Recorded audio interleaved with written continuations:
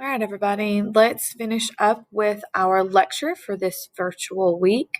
We've left off with our energy systems, and now we are going to talk about training techniques so that we can improve our cardiorespiratory endurance. So we're talking about our heart and lungs. How well can we function over a long period of time is what endurance tells us.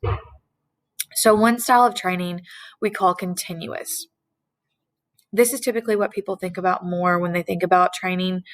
We look at the FIT principle, which stands for frequency, intensity, the type of activity, and the time. Like I said, this is typically, whether you think about it like this or not, this is what most workouts are. So frequency-wise, at least 3 times a week. Has to be at least 3 times a week. Intensity-wise, at least 70% of your heart rate max. That's very, very important. If you're not working out that high, you're not going to get those advantages. You're not going to see any improving occurring. Type of activity, if we're talking about cardiorespiratory, needs to be aerobic, which means with oxygen. So running, biking, swimming, jogging, things like that. And then time, it should be at least 20 minutes of time, at least 20 minutes. Now, another style is called interval training. And now these are intermittent, which means you do an activity for some and then you have a rest time. Usually when you're working, it's really, really hard. It's intense work. And then when we do what we call active recovery. So at minimum, you need to have 60% of your max heart rate. So if your maximum heart rate is 100 beats per minute, you need to be at least 60. You can do very high intensity over very small amounts of time because you're working really, really hard and then you rest for a minute. And then you work really, really hard and rest. That's getting your heart rate up and down and up and down. And that really, really works on your breathing and your heart. Some really good examples of this, football, basketball. Think about basketball. You're sprinting across the court for a little bit. You're going to sprint and then you may stand still for a little bit and then you're sprinting again. So it's intense bursts followed by some breaks. Now, speed play. This is another type of training technique. It's a specific type of cross-country running started in Sweden. We used to call it fartlek training. And those of you that are track or runners, you've probably heard the term a fartlek before.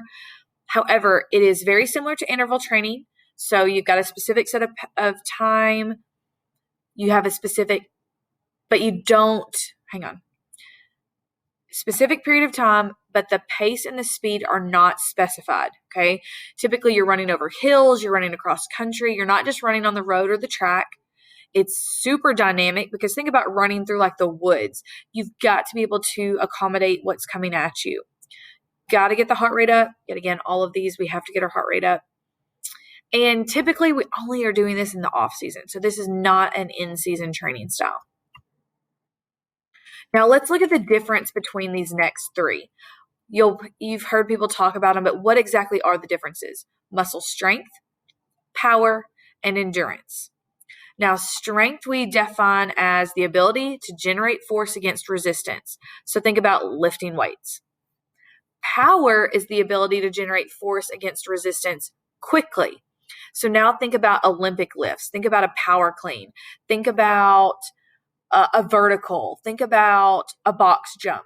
You're going against a resistance, but you're doing it very quickly. Now, endurance is repetitive, over and over and over and over. So this is more of like body weight exercises. This is distance running. This is not a 1 rep max, but a 3 sets of 15 at a lower percentage of your max. Typically, if your strength is increased, your endurance should as well. They should kind of go hand in hand. Now, 2 other definitions that you're going to hear us talk about frequently as we go through this unit. Hypertrophy, which means that the muscle increases in size. Typically, this is due to protein myofilament. So the very, very teeny tiny bits of muscles inside that cellular level, they're increasing in number and size. Now, atrophy, on the other hand, this is what happens when your arm's been in a cast or your leg's been in a cast. The muscle decreases in size, so it gets smaller because it hasn't been being used at all. So when we are trying to gain muscle strength, there are certain things that we need to do and aspects that we have to talk about that affect us being able to gain muscle strength, okay? So the size of the muscle has to do with its diameter. So think about a circle. If you had a muscle and you cut the muscle in half, you looked at the diameter of it, it matters what kind of muscle fibers are in there. That's what makes a muscle bigger or not. How many fibers are inside there, okay? Now, neuromuscular efficiency. This is using your muscles more efficiently. So somebody that doesn't work out, if you bend over to pick up a heavy box, it's very difficult because all of your muscle fibers are not firing at the same time. However, when you lift weights, one of the changes that happens is that you recruit what we call motor units, which means more muscle fibers are recruited for that activity. So it means that you gain strength and you're more efficient in what you're doing. So gaining more motor units, it should be a wanted effect of working out. You want a greater contraction. You want to be better at doing it. The length of the muscle also matters, okay? It matters when we're looking at the tension that you can generate. So the longer the muscle, it's not going to be able to pick up as much. So think about if you had a weight on the end of a broomstick and you were trying to move it, it was just hanging off the end. It would be a lot harder than if you had a weight hanging off the end of a stick the length of a ruler, like a small ruler. The longer it is, it can be much harder to generate force and move. Now, reversibility. If you stop your training within 48 hours, you start to lose it. You cannot stop or you will start to lose it. Overtraining means that if you abuse it, you will lose it. So if you're doing too much, you're working out, you're running 15 miles a day every day, you're doing way too much lifting, same muscle group over and over and over and over and over, you're going to cause injury. You're going to have burnout. You're going to have fatigue. You're going to break your body down and you're going to see no more advantages. It's just going to stop. You also have to eat the right foods. Most of you don't do the right nutrition. You've got to do the right nutrition, especially if you're working a specific strength program. Also need to get enough sleep. We've talked about that before. Sleep is a big deal.